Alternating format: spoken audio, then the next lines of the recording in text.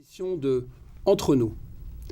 Aujourd'hui, j'ai le plaisir de recevoir Yves Thésée, qui a été proviseur dans des écoles au Canada et en Australie, et qui est maintenant proviseur du lycée français de New York depuis 8 ans. Yves Thésée, bonsoir. Bonsoir. Merci d'être là.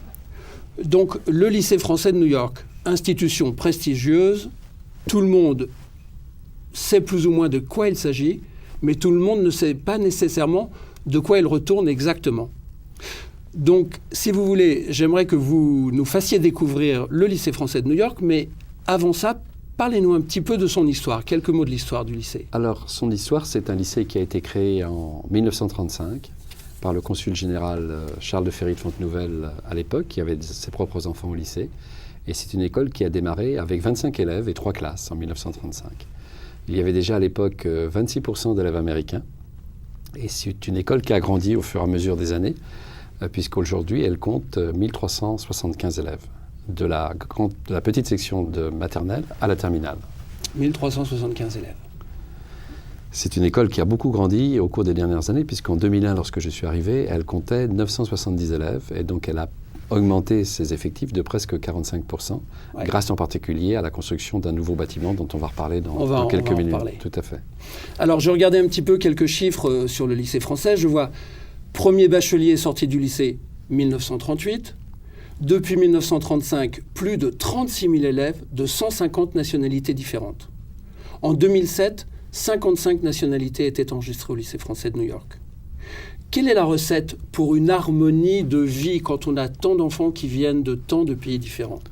Alors c'est vrai, c'est symbolisé par une citation d'un père d'élève qui a appelé notre école la petite Nations Unies. Et je crois que quelque part, la première des recettes, c'est la tolérance. Et la tolérance, ça s'apprend grâce en particulier au bilinguisme et au multiculturalisme. Je crois qu'on a beaucoup d'élèves qui parlent au moins 2 langues, si ce n'est 2, 3, 4 langues, et qui, à travers ces langues-là, appréhendent la culture, la façon d'être des autres, et acceptent cette façon d'être et cette différence. Et ça, je crois que c'est quelque chose qui est extraordinaire, qu'on retrouve dans la plupart des lycées français à l'étranger, où les élèves acceptent la façon de penser des autres si elle est différente, acceptent la façon de croire des autres si elle est différente. Et c'est ce respect de la diversité qui devient un enrichissement au quotidien et qui fait que cette école s'enrichit des apports des uns et des autres à travers leur nationalité. D'accord. C'est une réponse en tout cas très intéressante. Le lycée français va de la maternelle à la terminale. Vous parliez avant de la petite section.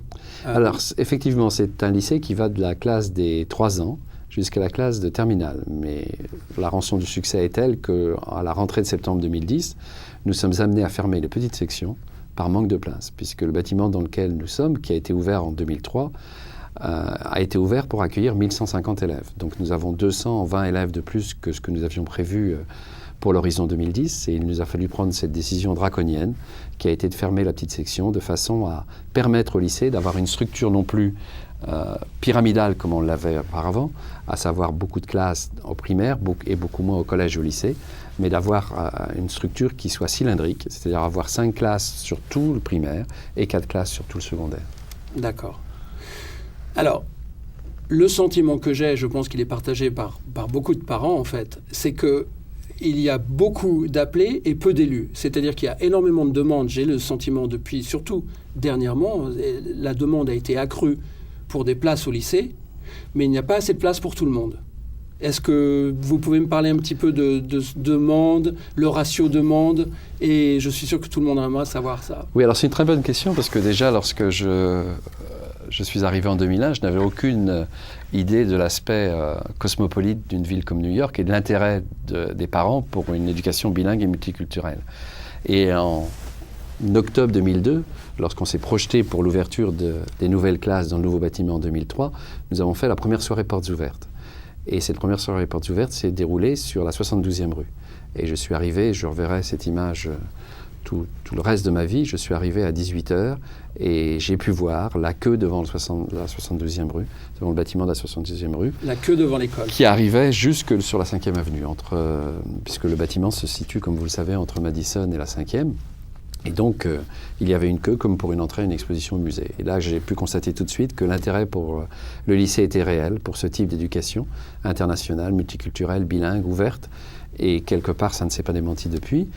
Nous avons toujours eu beaucoup de demandes pour la maternelle, puisque le ratio est à peu près d'1 heureux élu pour 4 demandes, selon les niveaux maternels. Mais depuis 3 ans, on constate également des listes d'attente dans tous les niveaux d'élémentaire et dans la plupart des niveaux du secondaire. Par exemple, pour la rentrée de septembre 2009, cette année, nous avons des demandes et des listes d'attente, puisque nous n'avons pas réussi à satisfaire 90 enfants, 90 demandes d'inscription entre le CP, donc le grade 1, et la terminale.